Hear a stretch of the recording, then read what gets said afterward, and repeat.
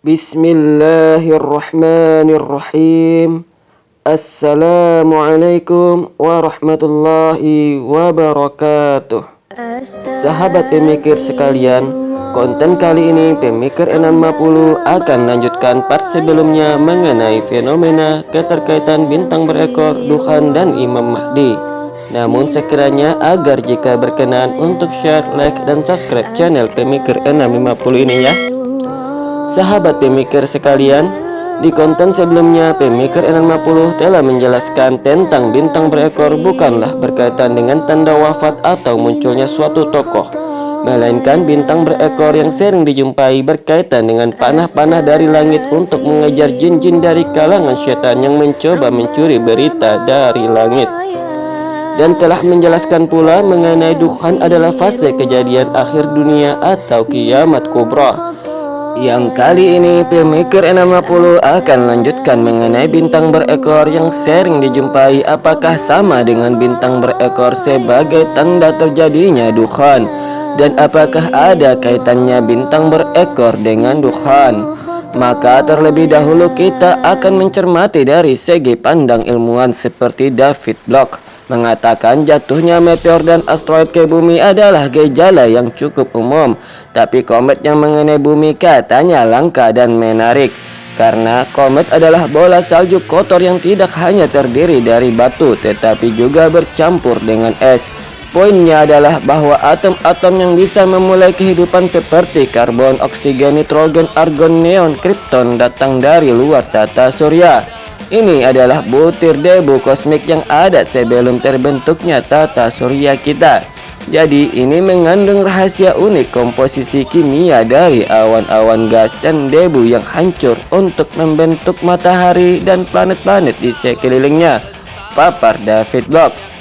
Dan begitu pula dari atsar sahabat diriwayatkan oleh Ibnu Jarir radhiyallahu anhu dan Abdullah bin Abu Malikah, ia berkata, pada suatu pagi saya pergi kepada Ibnu Abbas radhiyallahu anhu, maka ia berkata, malam tadi aku tidak dapat tidur sampai pagi. Aku bertanya apa sebabnya. Beliau menjawab, karena orang-orang berkata bahwa bintang berekor sudah terbit. Maka saya cemas akan kedatangan asap yang sudah mengetuk pintu, sehingga saya tidak dapat tidur sampai pagi. Hadis riwayat Bukhari dan Muslim. Dan firman Allah dalam surat Al-Mulk ayat 16 hingga 17 yang artinya, apakah kamu merasa aman terhadap Allah yang berkuasa di langit bahwa Dia akan menjungkir-balikan bumi bersama kamu sehingga dengan tiba-tiba bumi itu bergoncang? Atau apakah kamu merasa aman terhadap Allah yang berkuasa di langit bahwa Dia akan mengirimkan badai yang berbatu? Maka kelak kamu akan mengetahui bagaimana akibat mendustakan peringatanku. Surat Al-Mulk ayat 16 hingga 17.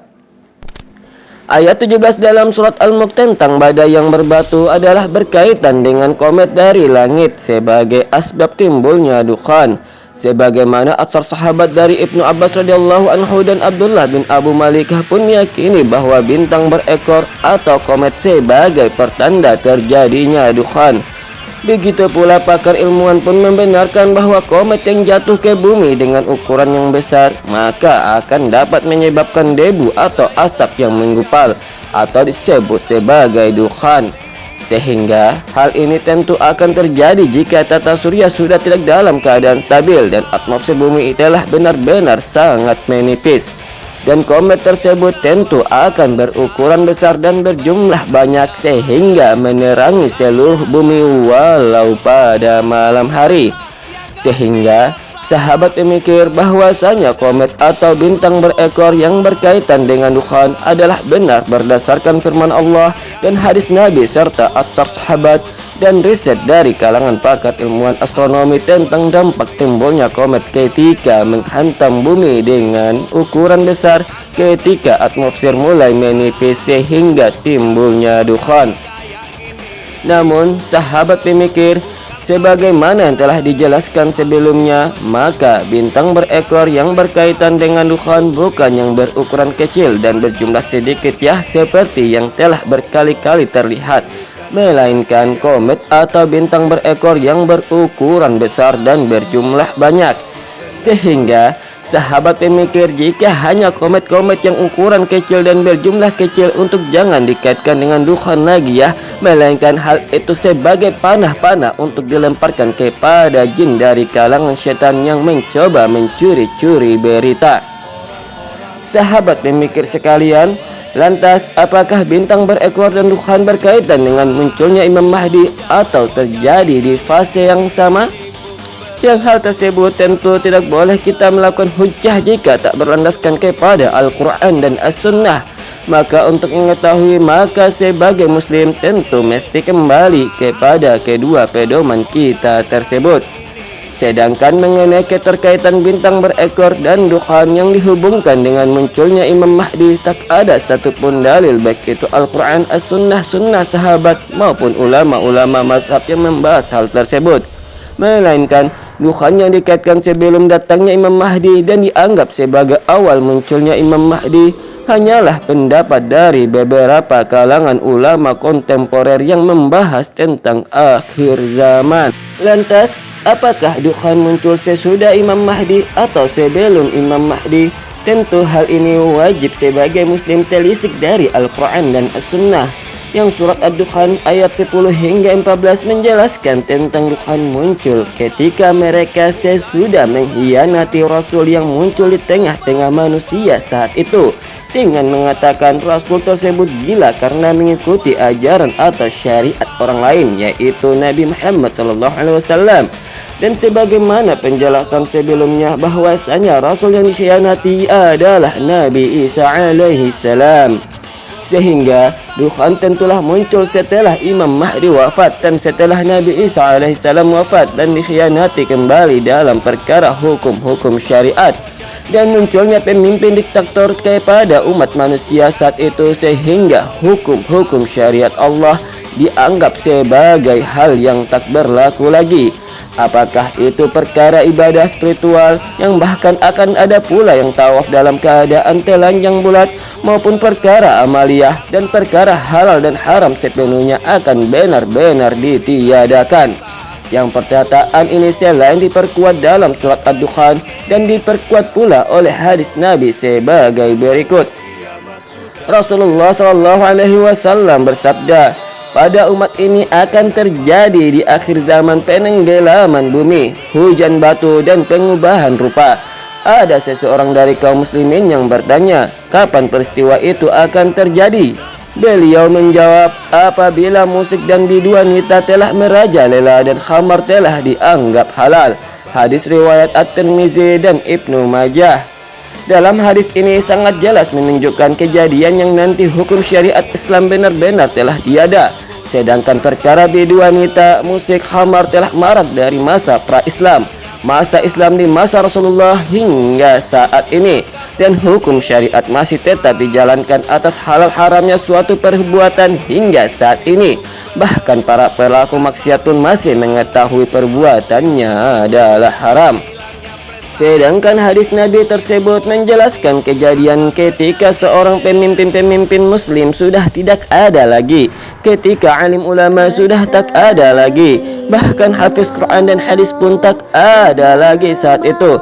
Bahkan orang beriman saat itu hanya mengikuti hal yang pernah ia dapatkan dari orang-orang mukmin sebelumnya, namun tak disertai lagi dengan segi keilmuan baik itu kitab maupun hafalan. Disertakan munculnya pemimpin diktator sehingga umat manusia menjadi semakin sewenang-wenang.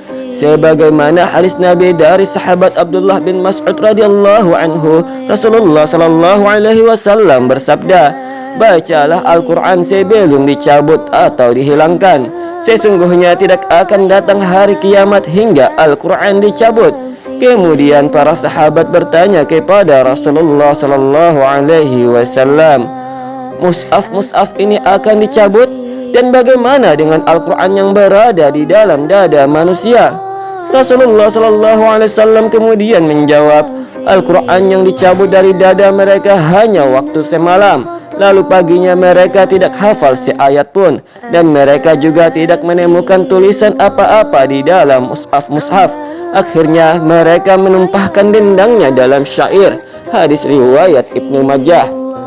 Dan dari Hudzaifah radhiyallahu anhu menuturkan bahwa Rasulullah sallallahu alaihi wasallam pernah bersabda tentang hukum salat sambil membaca Al-Qur'an.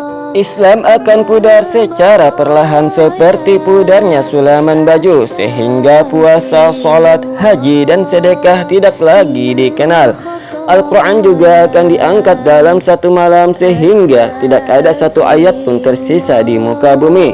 Orang-orang lanjut usia yang tersisa dari umat manusia akan berkata, kami mendapati orang-orang tua kami mengucapkan kalimat La ilaha illallah, maka kami pun ikut mengucapkannya. Hadis riwayat Ibnu Majah dan Hakim. Sehingga tentu kejadian dukhan ditimpakan kepada manusia bukan di masa Imam Mahdi yang datang untuk menegakkan syariat Islam, bukan pula di masa sebelum Imam Mahdi yang di syariat Islam masih menjadi perselisihan akibat banyak timbulnya fitnah, namun tetap syariat Islam masih dijalankan. Bukan pula di masa Nabi Isa alaihi salam, melainkan di masa sesudahnya Nabi Isa alaihi salam wafat dan ketika munculnya seorang penguasa diktator. Yang hal ini diterangkan dalam hadis sahih sebagai berikut. Dari Abu Hurairah radhiyallahu anhu, Rasulullah sallallahu alaihi wasallam bersabda, Zu Aswaiqatain dari Habasyah akan merobohkan Baitullah. Hadis riwayat Muslim. Dan dalam riwayat lain pula Rasulullah sallallahu alaihi wasallam bersabda, biarkanlah orang-orang Habasyah sebagaimana mereka membiarkan kalian.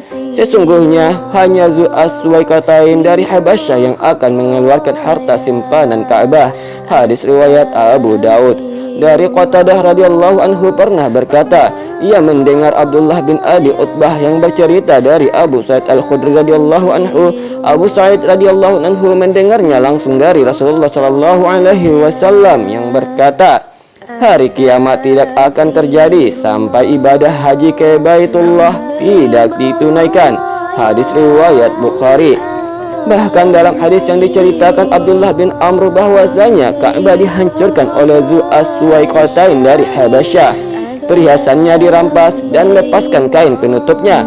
Seakan-akan aku melihat kepalanya botak dan bengkok, tulang-tulang persendiannya. Ia menghantam Ka'bah dengan cangkul dan sekopnya. Hadis riwayat Ahmad. Sehingga jelaslah kejadian bintang berekor sebagai tanda dukhan tidak terjadi di masa Imam Mahdi atau sebelum Imam Mahdi.